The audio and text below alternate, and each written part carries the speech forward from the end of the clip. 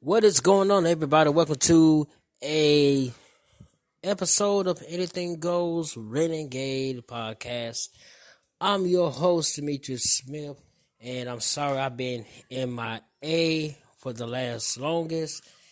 I've been dealing with the death in the family as well as being dealing with the move, and I had been sick.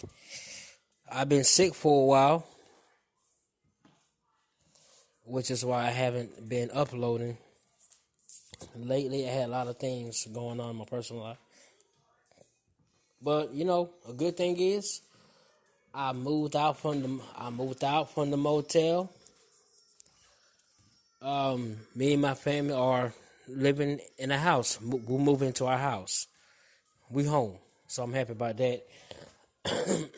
um, but anyway, like I said, I am back. I'm back in action, and we have a good episode for you guys. And this is I don't know how to title this episode, but I'll cross that bridge. I'll cross that bridge when I get to it, and I probably won't figure out the title to this episode until after I'm done with the episode. But anyway, like I said, guys, I'm back. I'm back in action, and I don't know if I'm better yet because I'm still using my phone. But anyway, that's enough of me jibber jabbering. We'll get right into it. Okay, guys. So anyway, like I said, I'm back. I'm back, feeling a little bit better. Where I feel totally better since I moved out from the motel, and now that I am in a house. So we are going to be, talking about a little bit about Reiki.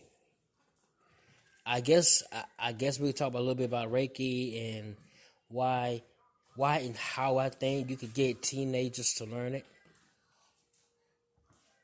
which will help them out which will help them out, especially during this trying time that we are going through. I guess the one thing that I would suggest is don't make Reiki boring. For instance, you have to do this, you have to do that in order to receive Reiki fully. You have to try to live yourself like a monk. You have to be a vegan to use Reiki. Don't talk none of that shit. 'Cause all that's bullshit. All that's not fucking required to use Reiki, let alone to receive it. Okay? Because the one thing I've learned in my Reiki journey, whatever a Reiki teacher says to me, take it with a grain of salt. Because that is them learning shit from their teacher. Thinking that what their teacher says is the universal truth, which in actuality it is not. It is their teacher personal truth, because their teacher is still human, which their teacher will interpret things in their way. But let's get back to it.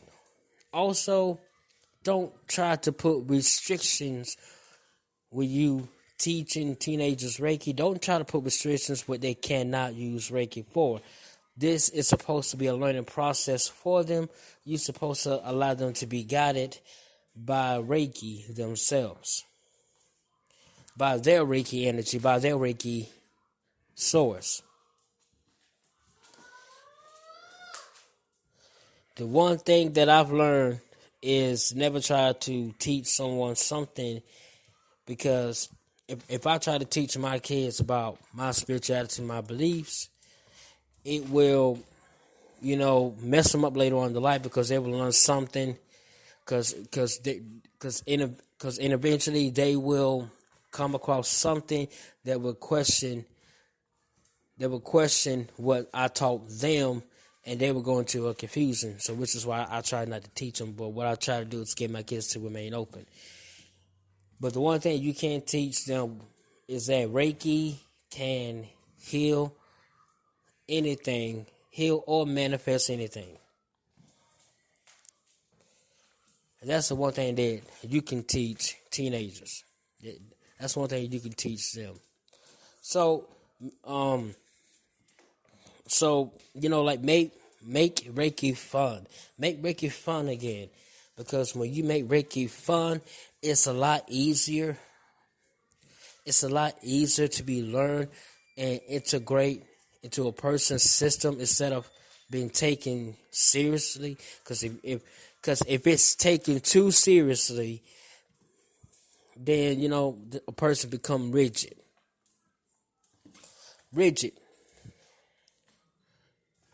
You know, I guess. But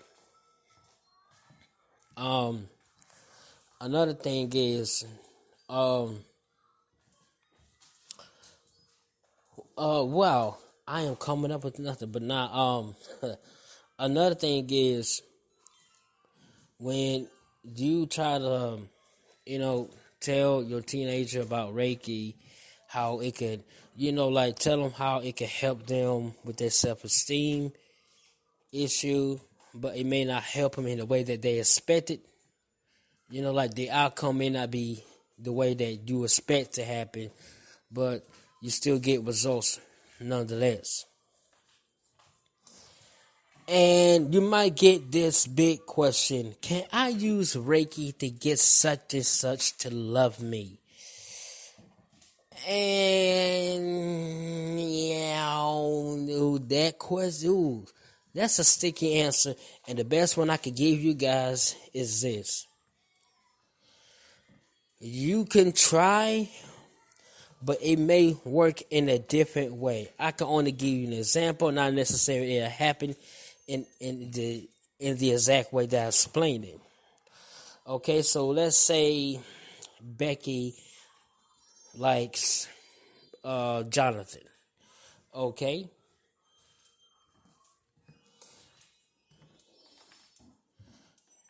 Okay. So Becky uses Reiki to say, me and Jonathan have a lovely relationship. Or my intention channel, Reiki, to date Jonathan, or whatever the intention may be. So she starts to channel Reiki like that. Okay. Okay. So Jonathan starts to notice Becky a little bit more. And Jonathan begins to hang out with Becky. And Jonathan starts to show his true self because he's more comfortable with Becky. He's more relaxed with her, so he starts to show his true self. And Becky all of a sudden don't like what she see. She don't like what she see, like his personality, his how he treats people. She doesn't like that. You know what I'm saying? Reiki might absolutely do something like that, because by them being a teenager, Reiki will help them see, okay, you like this person? Okay, I'm gonna help this person to get comfortable with being themselves around you, and you may or you may not like what you see. Right? Also, Reiki will help them be more, help you be more comfortable around them. But at the same time, be more comfortable, at the same time be more guarded. Now, Reiki may act in a totally different way, depends on the situation. And another question you guys might get is, can Reiki help me shift reality to Hogwarts? And here's a simple answer. Yeah, Reiki can. Reiki absolutely can. Because Reiki in itself is not rigid. It is not rigid. It is not limited to what it can do. It is only limited by your imagination. That is the truth. It is only limited by your imagination. It is not limited to what other people think what Reiki cannot do. Reiki can absolutely shift people's reality. Reiki would not, if you channel Reiki for something, it will not impede. It will not how can I say, deflect your free will, your freedom, your attention to how can I say, your free desire will. I say it that way. But it will show you in the dream that don't go to this particular reality, go to this one. Create this or do this. It will help you create a better, more likely, it will help you create a more better Hogwarts reality. Something that will suit your needs, something, whatever. But short answer, yes, Reiki will help you do that. It might not help you shift instantly, but it will help you do that.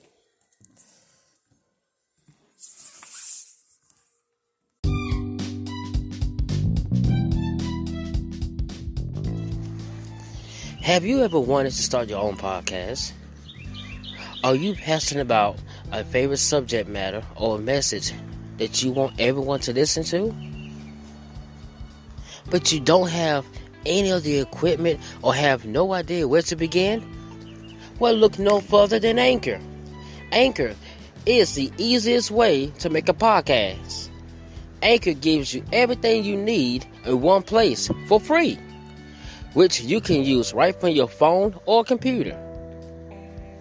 Do not worry about any extra equipment, guys, because Anchor's creation tools allows you to record and edit your podcast so it sounds great.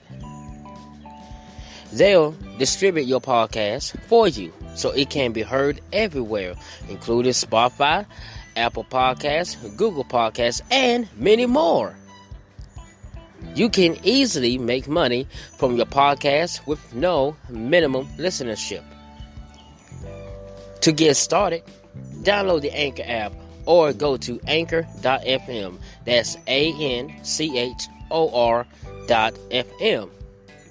Again, to get started, download the Anchor app or go to anchor.fm. That is ANCHOR.FM.